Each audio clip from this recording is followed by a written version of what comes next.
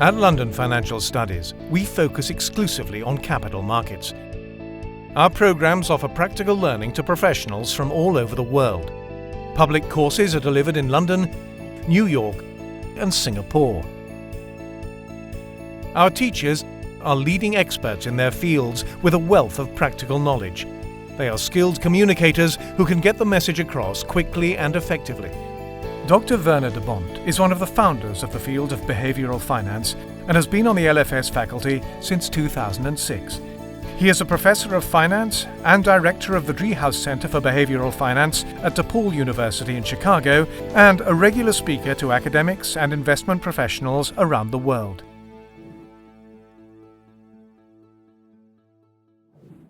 When it comes to what goes on in world financial markets, be it equity markets or fixed income markets or currency markets or commodity markets or derivatives, or current theories are only partially useful. They fail in many ways.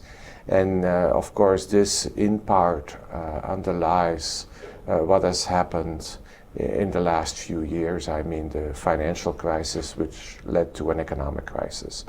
So finance theory is a field that roughly exists for 25 or 30 years. But let's face it, the theory is beautiful, but in reality we only understand so much. It is frustration with our lack of understanding, also frustration with our difficulty in predicting what goes on, let alone influencing financial behavior. It is these frustrations that have led to the desire, let's say, or the perceived need to develop a new theory, and that is where behavioral finance comes in.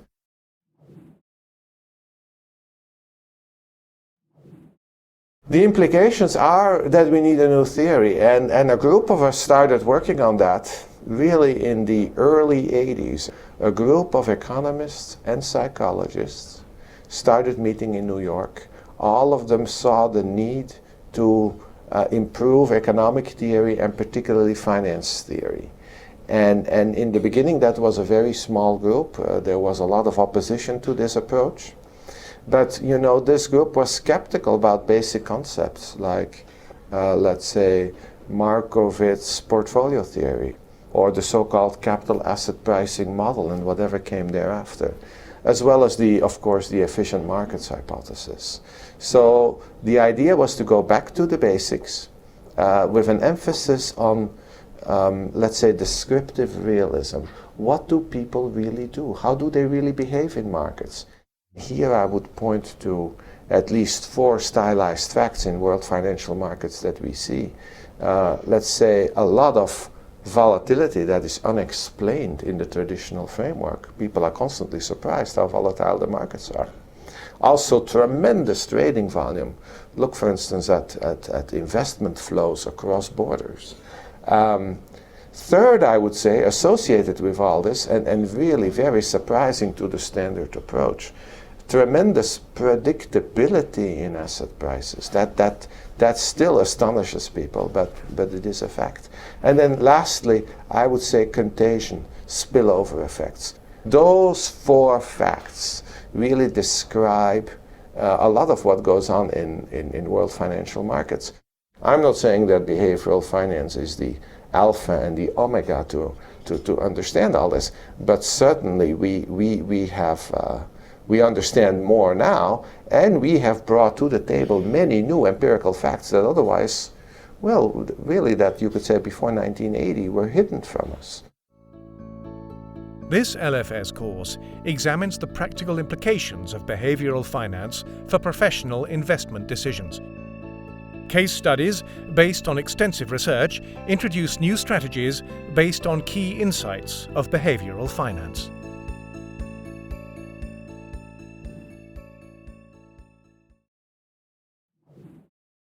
I introduce a number of psychological concepts, what I call key concepts, that are really essential in understanding. You know, I mean, anybody who would want the literature on behavioral, who would want to understand the literature in behavioral finance, would want to be familiar with these concepts. So on day one, it is micro-oriented, psychologically oriented. On day two, I focus on the implications for assets management with a particular emphasis on equity management. I decided to focus on equity markets, but it would be possible to do something similar with fixed income markets or even still other markets. So, but this is the outline of the course. Day one, psychology, highly relevant. Immediate relevance, as I said, for day two, but for those potential students who are interested in relationship management, understanding the client, financial marketing, directly highly relevant. Day two, money management. I don't think I have to explain that very much, that portfolios matter, that we try to add value to people's portfolios, that we want to beat the indices, etc., etc., etc.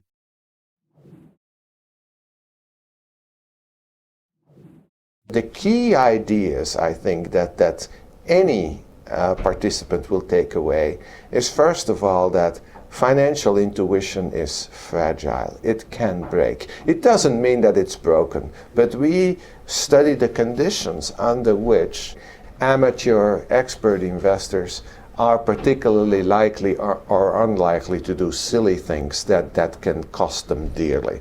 Insight number two is that decision process matters. It matters to decision outcome. You can't really understand outcomes without knowing how decisions come about. And if you want to understand or predict or influence decisions for the better, you should make adjustments to the decision process. The third insight, big emphasis on day two, is that let's say all the silly things that millions of investors worldwide do all the time certainly create a great deal of risk in the markets, but also present an opportunity for those more sophisticated investors who are aware of that.